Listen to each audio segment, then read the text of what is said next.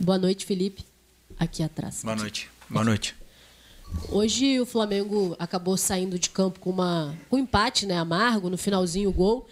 E os jogadores pareciam muito esgotados dentro de campo. Até mesmo quando acabou o jogo, muitos caíram. O Gerson, um jogador também que ficou caído. E você não fez todas as substituições. Qual foi o critério para manter os jogadores em campo? O que foi pensado por você e sua comissão para não fazer as substituições e manter aqueles que já estavam desde o início? Primeiro que foi um grande jogo das duas partes. Fizemos um grande primeiro tempo. E no segundo tempo, verdade que o time tentou jogar, a pressão do Inter funcionou bem, a bola não parou no nosso pé, tivemos muitos erros técnicos no segundo tempo e de posicionamento, e isso acabou dando mais controle e mais posse de bola ao Inter, que estava atrás do placar, é uma coisa natural. Mas a minha opção por fazer poucas trocas foi porque eu estava da minha posição, estava vendo que era um jogo muito físico, extremamente difícil de entrar, e optei por deixar os jogadores que estavam no campo. Sobre eles acabarem cansados, eles sempre acabam cansados, eles dão tudo que eles têm dentro do campo durante o jogo. Todos os jogos é a mesma coisa, eles acabam assim, exaustos, porque eles dão a vida pelo clube, pelo grupo, né? Então, foi uma decisão minha, porque eu acreditava que com as trocas que poderia acontecer de baixar um pouco no quesito do nível, porque, como eu te falei, eu estava vendo dali de onde eu estava vendo o jogo, era um jogo extremamente difícil de se entrar do banco. Felipe, tudo bem? Boa noite. Boa noite. Queria que tu falasse sobre o porquê acabar optando não começar com o Gabigol na partida de hoje. Obrigado. Porque eu optei por começar com o Bruno, cara que está num grande momento, ataca muito espaço. Eu estudei bastante a equipe do Inter, acreditava que a gente poderia aproveitar muito essa bola no espaço para o Bruno Henrique com a velocidade dele, e depois ele sustentava, porque também a pressão do Inter é uma pressão muito forte, e sempre que tivesse algum desafogo ele poderia aguentar bem a bola, então optei por ele em vez do Gabi. Boa noite, Felipe. Sidão Mário da Litoral News. O Alcaraz teve uma grande oportunidade de fazer um gol, poderia ser o 2-0 ali. Eu percebi que você até se jogou no chão na beira do gramado. Eu queria que você falasse o que passou na sua cabeça naquele momento e se faltou efetividade muitas vezes para a equipe do Flamengo, né? Tiveram algumas chances que a equipe acabou perdendo.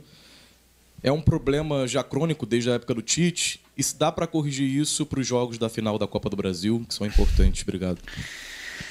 Bom, a linha do futebol é muito fina, né? A linha entre o 2-0 e o 1-1 é muito, muito fina. E como você falou, tivemos a chance.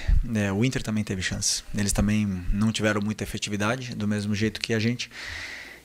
Mas, como eu falei, o meu trabalho é fazer o time tentar chegar até a área do adversário da melhor máximo possível, criar o máximo de chances, e depois os jogadores, a contundência nas áreas são dos jogadores, tanto na área defensiva como na área ofensiva. Isso são dos jogadores, é natural. E se erram, hoje se errou, pode ser que no domingo o Charlie possa ter a mesma chance e faça o gol. Então, assim, eu fico feliz com o jogo que ele fez para mim um grande jogo, correu, lutou, fez tudo pela equipe, fez exatamente o que eu pedi para ele fazer, e quase não perdeu bola, se sentiu muito confortável na posição que ele estava jogando, e fiquei feliz com o jogo dele. Felipe, tudo bem? Boa noite. Parabéns mais uma vez pelo jogo, concordo com você, foi um dos melhores jogos do campeonato. Qual é o sentimento que você sai daqui hoje? Porque a gente, ouvindo torcedores do Inter, o torcedor do Inter sai com aquele sentimento de, claro, né, empatou com o Flamengo, gol no final, mas achou que também poderia sair com a vitória. Já tem pessoas aqui dizendo que se sai aquele gol, o Flamengo sai daqui com 2-0. E eu te pergunto isso porque o estado anímico ele é muito importante para o jogo do final de semana, é uma decisão. Qual é o sentimento do vestiário? Feliz pelo jogo que o Flamengo fez, ou frustrante pelo empate que sofreu no final? Bom, nunca comemoramos empate, né? Não, pelo menos eu penso assim. Uns anos atrás vim aqui, estávamos perdendo de 2-0 e empatamos. Eu ainda era jogador e não comemoramos o empate. Empatamos no último minuto com um gol se eu não me engano, do Gerson ou do Ribeiro, não lembro agora. Gerson, né? E não comemoramos o empate, e agora, claro, que tem um sabor mais amargo ainda, porque faltavam poucos minutos para acabar o jogo e acabamos sofrendo o empate. Mas é verdade, como eu falei, é uma linha fina. O torcedor do Inter pode ter a sensação que poderia ter sido uma vitória para eles, e poderia, mas também poderia ter sido a nossa. O que eu fico feliz é porque o time fez um grande jogo, um grande primeiro tempo. E infelizmente não conseguimos segurar o resultado. Agora, é muito rápido, o futebol é muito rápido. Amanhã vamos tentar, hoje, aliás, já tentar melhorar esse ambiente, esse estado anímico dos jogadores, porque tem uma final domingo na frente da nossa torcida e obviamente que todos eles querem jogar. A última, tá, gente? Felipe, boa noite. O jogo acabou sendo decidido em um lance crucial já no final do segundo tempo. E, por ironia do destino, de uma falha dos pés de um garoto que vinha muito bem na partida, o Everton Araújo. Como é que foi a conversa com ele no vestiário, até para não deixar ele esmorecer, né, por conta do placar, que acaba ficando com aquele gosto amargo de poder ter conseguido a vitória, né, nesse lance crucial, que a gente sabe que muitas vezes o jogador sente, às vezes um jogador já veterano, já experiente, sente, né? Como é que foi essa conversa? Não tive conversa ainda com ele. Ele sabe que ele fez um grande jogo. Ele sabe disso. Acho que não lembro de ele ter perdido outra bola, sinceramente, no jogo. E sim lembro de outros jogadores que perderam bolas e não acabaram em gol, mas que poderiam ter acabado em gol da mesma forma. Da parte do treinador, ele não vai ter nenhuma crítica enquanto a isso, porque ele está fazendo exatamente o que eu peço para ele fazer. E vão existir erros. E infelizmente o dele acabou em gol. Ele acabou pagando caro. Mas eu analiso o jogo com mais frieza. E como eu falei, existiram outros lances que a gente perdeu a bola, piores ainda, posicionado em pior posicionamento no campo, e não acabaram na nossa rede. Então, coisas naturais do futebol. A única coisa que ele não se abate, que ele continue trabalhando, porque é um menino bom e vem crescendo muito, vem aprendendo, e eu confio muito nele, é importante para mim. Uau! Escapou uma vitória que teria sido importantíssima para o Flamengo, porque ele voltaria a ficar no terceiro lugar, próximo do Palmeiras, um pouco longe ainda do Botafogo. Mas, de qualquer maneira, para os sonhadores, essa vitória de hoje teria permitido que o sonho continuasse vivo de uma eventual virada final do Campeonato Brasileiro. Não rolou. Não rolou, nem vai rolar, e eu acho que nem rolaria mesmo se o Flamengo tivesse ganhado o jogo. Mas, apesar de toda a frustração do gol no final, e um gol no final sempre deixa frustração, se você deixa escapar uma vitória, ou se você perde um jogo com um gol no finalzinho, é sempre mais dolorido, mais triste. Mas eu acho que a gente precisa analisar a coisa com um pouco mais de calma. Foi um jogaço de futebol. Flamengo e Inter jogaram muita bola, os dois. Flamengo um pouco melhor no primeiro tempo, Inter um pouco melhor no segundo, e no final, 1-1 para mim foi justo. Foi injusto com o coração rubro-negro, né, que já estava contando com esses 3 pontinhos, mas que escaparam não somente na falha do Everton Araújo, né, o menino que vinha jogando bem, mas perdeu uma bola absurda no meio-campo, no finalzinho do jogo, que foi justamente a que armou o contra-ataque para o gol do Ené Valencia. De qualquer maneira, nós temos muita coisa para conversar aqui, é preciso ter calma nessa hora. O Flamengo voltou a ser um time que dá gosto de ver.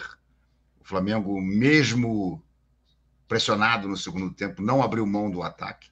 E vou dizer mais, perdeu gols que poderiam ter garantido a vitória. Bruno Henrique e Alcaraz perderam daqueles gols na cara do goleiro, né? Mas, enfim, acontece, vamos tocando em frente. O importante é que o Flamengo não saiu do G4. Se o Flamengo tivesse sido derrotado, o Internacional teria superado o Flamengo no G4. Com o empate, o Flamengo se manteve 2 pontos na frente do Internacional e muito bem colocado para conseguir uma vaga direta na Libertadores do ano que vem. Like. Inscreva-se no canal se você ainda não é inscrito. Ativa o sininho.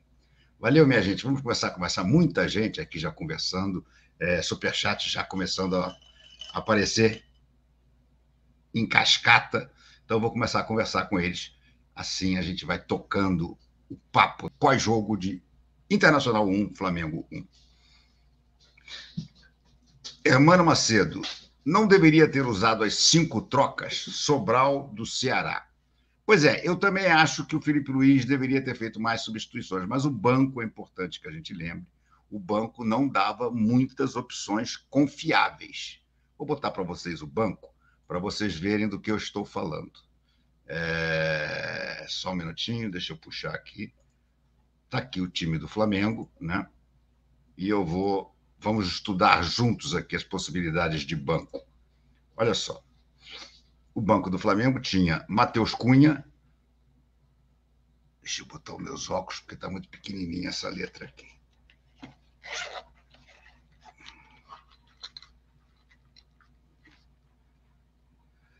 Matheus Cunha, Diogo Alves, goleiro, Wesley.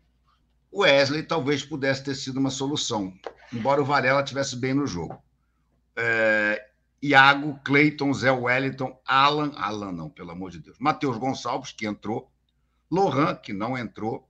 Chola, que não entrou. Michael, que entrou. E Gabi, que não entrou. Então, o que mais que ele poderia fazer aqui? Ele botou o Michael, eu acho que o Michael entrou muito bem. Ele botou o Matheus Gonçalves, que também entrou bem, mas embora tenha perdido também uma grande chance de gol no final. E morreu com as outras 3 substituições. O Gerson estava morto, é verdade. Mas quem ele botaria no lugar do Gerson? O Lohan não tem a mesma característica.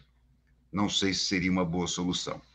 Quem ele botaria, por exemplo, no lugar do Everton Araújo, que também morreu no final? O Alan. Meu Deus do céu, se o Alan tivesse entrado, a torcida do Flamengo tinha dado uma cambalhota para trás. E o Gabi? Será que valeria a pena ele ter colocado o Gabi no lugar do Bruno Henrique? Também, com certeza, ia provocar muita reação por parte da torcida. Acho que ficou essa sensação, sempre que escapa um resultado e o time, no caso o técnico, morre com substituição para ser feita, fica um pouco essa dúvida. Poxa, ele não deveria ter trocado? Eu acho até que, na teoria, sim, ele deveria ter trocado. Mas se vocês viram as opções que tinha no banco do reserva, vocês não podem esquecer que esse time que jogou hoje já era um time mistão. Então, as opções que tinham no banco do reserva, tirando o Michael, que entrou, Wesley, que não entrou, e quem mais? O Gabi. O Gabi não está fazendo nada. Eu vou dizer, sinceramente, eu até teria colocado o Gabriel no final do jogo no lugar do Bruno Henrique. Pelo menos para poder correr um pouco mais, porque eu acho que o Bruno Henrique realmente estava morto. Aliás, é impressionante como os jogadores do Flamengo desabam ao final da partida. Impressionante e me traz 2 sensações diferentes. A primeira é a seguinte, será que o preparo físico não está legal? Mas a segunda é a seguinte, esses caras estão deixando a alma dentro de campo. A alma dentro de campo. O Gerson, então, que não descansa, é impressionante como ele joga e entrega a alma até o final. É o estilo de jogo do Felipe Luiz, o que eu acho elogiável. Não estou criticando, pelo contrário, estou aplaudindo o estilo de jogo do Felipe Luiz, que consegue que os jogadores se doem 110%. Mas, enfim, eu estou meio tranquilo em relação a esse jogo, embora tenha ficado frustrado, como todos vocês, na hora que o Ener Valencia fez o gol, porque eu já estava contando com esses 3 pontinhos. Só para vocês terem uma ideia, se tivesse terminado 1-0, a capa da minha live aqui ia ser uma tabela do Campeonato Brasileiro com os 4 primeiros, o Flamengo marcado em terceiro, e a manchete seria: será? Com ponto de interrogação. Porque, de fato, o Flamengo ficaria... Vamos ver aqui, deixa eu pegar a tabelinha do Campeonato Brasileiro. O Flamengo ficaria numa situação em que sonhar com o título brasileiro não era totalmente impossível. Muito difícil, né, gente? Muito difícil. Vamos falar com todas as letras. Muito difícil por causa da diferença para o Botafogo. Mas, por exemplo, ficaria Botafogo 64, Palmeiras 61, Fortaleza 57, e o Felipe já está falando. Espera aí, deixa eu procurar aqui para poder marcar a entrevista dele. Aguenta aí. Já está falando, Filipito. Espera aí. Está aqui já. Beleza, deixa ele sentar e eu vou marcar aqui.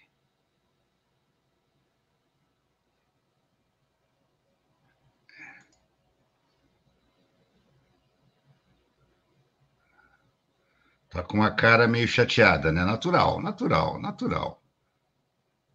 Ninguém gosta de levar um gol como ele levou aos 40 burdoada do segundo tempo. Mas então, voltando aqui. Se o Flamengo tivesse ganhado, ele teria os mesmos 57 que o Fortaleza e estaria na frente do Fortaleza pelos critérios de desempate. Saldo de gols do Flamengo é melhor do que o do Fortaleza. 13-9. Aí você pode olhar e dizer o seguinte, aí vamos estar faltando, agora, todo mundo está faltando apenas 7 rodadas, inclusive o Flamengo, que pagou o jogo, que era esse jogo contra o Internacional. Então, você dizer, em 7 rodadas, o Flamengo conseguiria tirar 7 pontos para o Botafogo. Os 4 do Palmeiras, eu nem acho que seja impossível, embora o Palmeiras não esteja mais perdendo pontos nessa reta final. Perdeu agora no empate com o Fortaleza, mas, de uma maneira geral, o Palmeiras vem ganhando. Mas, claro, seria melhor ganhar. Mas, em termos de título brasileiro, vamos falar com franqueza, o Flamengo não vai ser campeão brasileiro, não seria campeão brasileiro, mesmo com essa vitória. Se tirar 7 pontos do líder em 7 rodadas apenas, acho absolutamente improvável. Eu realmente não acredito muito nessa possibilidade, não. Portanto, embora eu tenha ficado chateado, como todo rubro-negro ficou, de tomar aquele gol no finalzinho, eu não consigo achar que, a gente perdeu a chance de voltar ao Campeonato Brasileiro. Não acho que tenha sido isso. Sinceramente, não acho.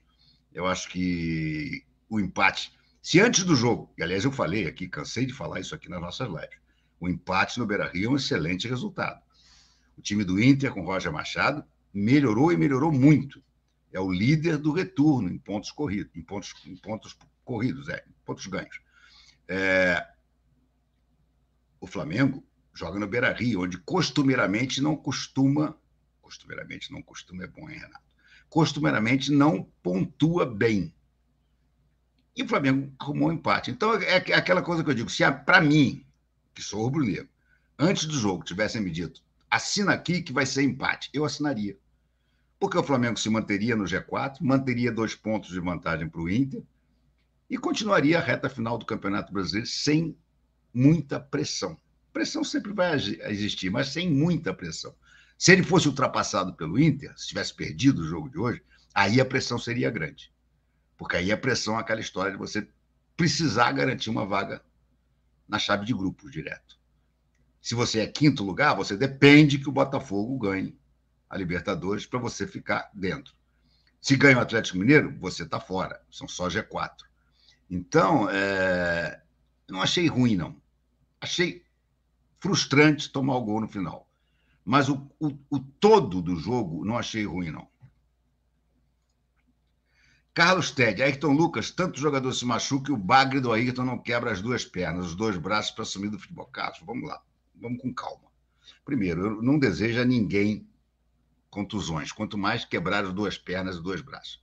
Depois, com o Alexandre, com esses constantes problemas musculares, por mais que o Ayrton Lucas falhe, e voltou a falhar hoje, concordo com você, em pelo menos 2 lances ele falhou e deu contra-ataques perigosos, mas, gente, é ele ou ele. Não pode ser outro. O Flamengo está tentando recuperar o Alexandre para poder jogar o primeiro jogo da final da Copa do Brasil. Não é garantido que ele vai se recuperar.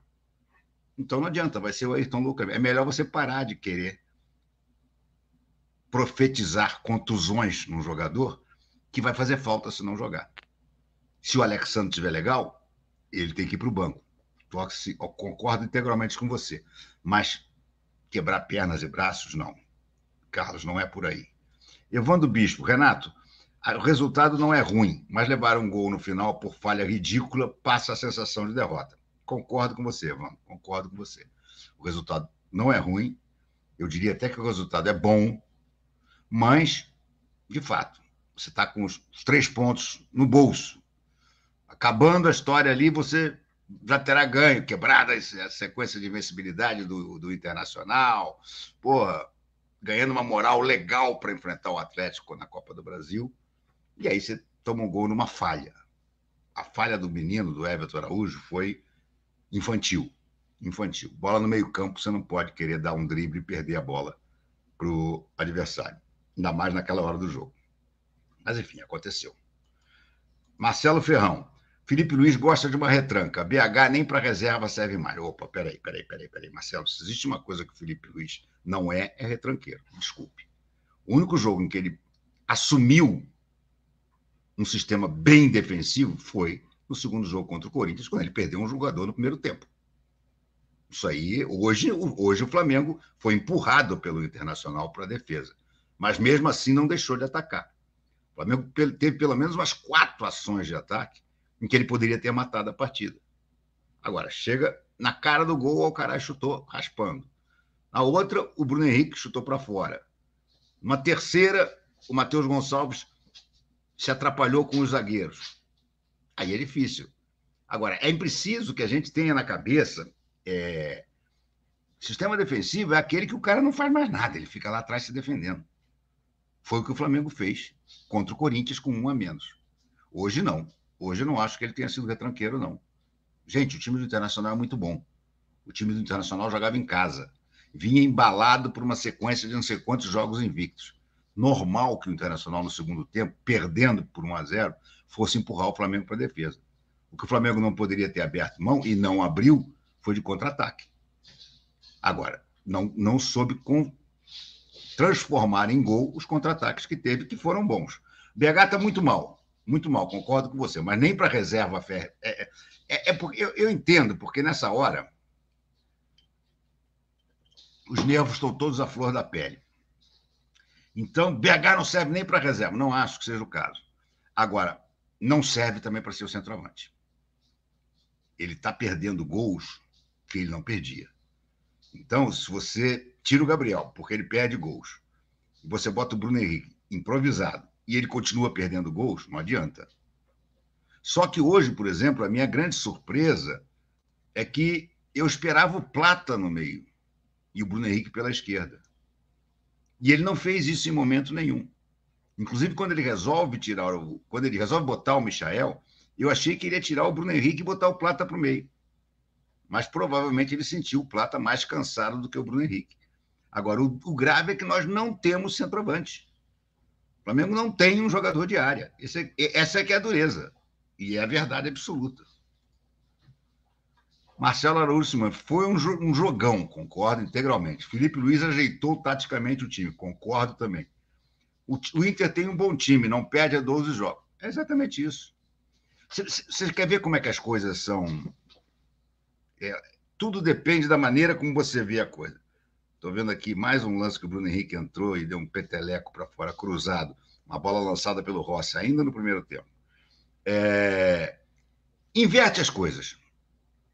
Se o Inter tivesse ganhado o primeiro tempo por 1 a 0 e o Flamengo tivesse chegado ao empate, no lugar, fazendo um gol no tempo que o Ener Valencia empatou, estaríamos todos aqui comemorando, alegres, felizes, dizendo, Felipe Luiz, ajeitou o time teve garra, foi lá buscar. Gente, isso é futebol. O resultado final foi bom.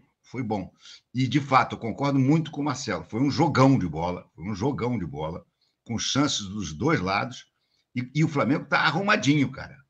O Flamengo está arrumadinho como ele não estava desde a saída do Dorival, cara.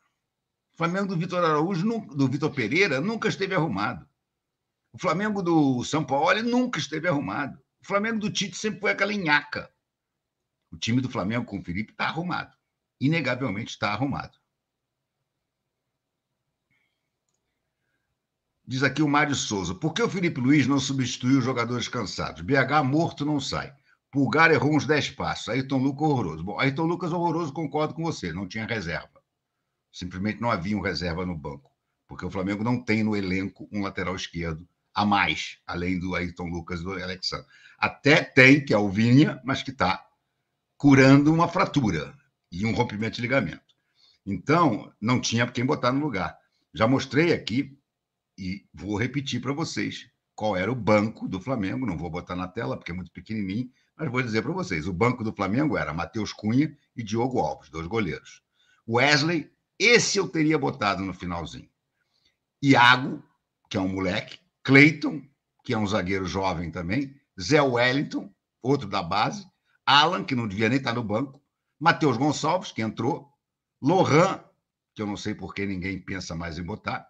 Chola, que é um bom garoto, mas também não é daqueles que o Felipe confia integralmente. Michael, que entrou, e Gabi. Aí eu pergunto para vocês, perguntar para vocês aqui, botem a mão na consciência e me respondam.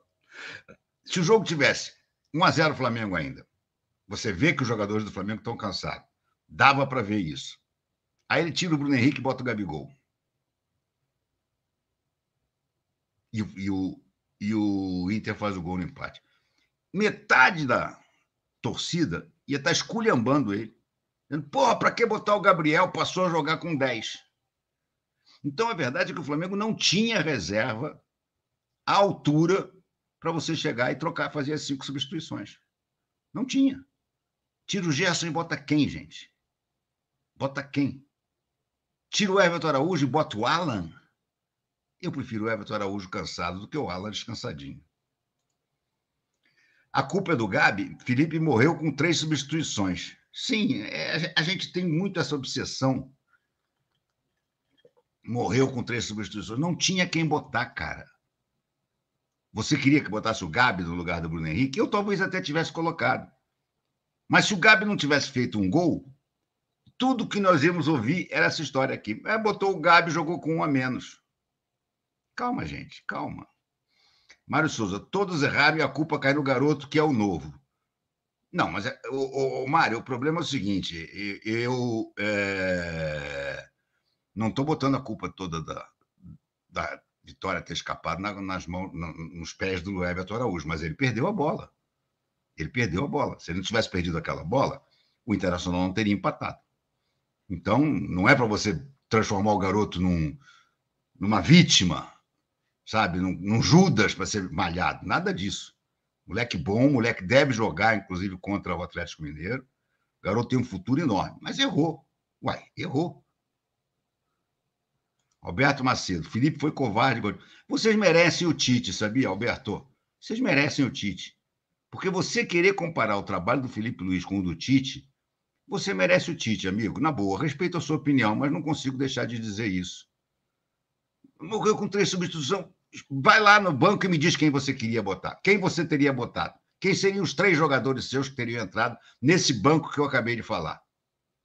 Não tinha, cara. Simplesmente não tinha. Fernando Lira Reis. Everton Araújo errou uma bola. Pena que gerou o gol. Sim, mas joga muito. Concordo com você.